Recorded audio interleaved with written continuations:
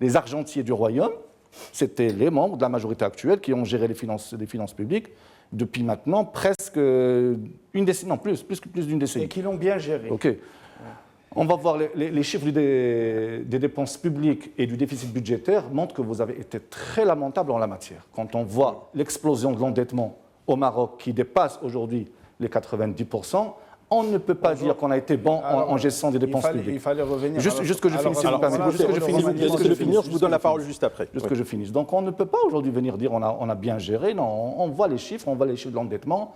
Maintenant, le Maroc sort régulièrement sur le marché international pour lever de la dette, une dette de plus en plus chère. Donc on ne peut pas aujourd'hui venir dire que c'est... C'est vraiment un autre sujet. C'est un sujet. Juste parce que j'étais interpellé dessus. J'étais interpellé dessus. Donc aujourd'hui, toute dépense fiscale est un manque à gagner. Et donc, on l'analyse et on la prend en considération quand on évalue les politiques publiques. Aujourd'hui, ce qui dérange, c'est qu'on vient nous dire non, les 12 milliards, ça n'existe pas, ne les analysez pas. Celui qui vous a présenté le document, à la limite, ne savait pas ce qu'il faisait.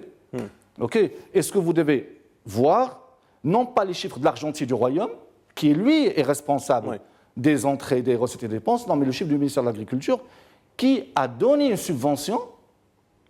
Et encore une fois, ça a été éclaté par un membre de la majorité à 18 importateurs, et puis après la liste s'est allongée à l'infini, et qui aujourd'hui, qui vient nous dire non, ça n'existe pas, et il faut juste se focaliser sur 457 millions de